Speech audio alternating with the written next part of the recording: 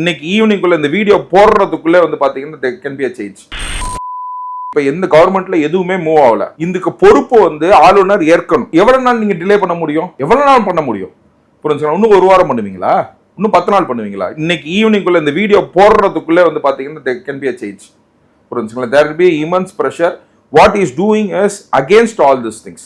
Governor வந்து தன்னோட discretion பவர்னு சொல்லிட்டு பர்சனல் பவர் யூஸ் பண்ற மாதிரி தான் இருக்குது. It is not the discretion what has been given to the governor. It is a personal vengeance as per the orders of union government he is behaving. அதை தான் நம்ம பார்க்கணும். நாலாவது வந்து பாத்தீங்கன்னா நெக்ஸ்ட் மைனாரிட்டி கவர்மெண்ட் 108 சீட்டு தாங்க என்கிட்ட இருக்குது.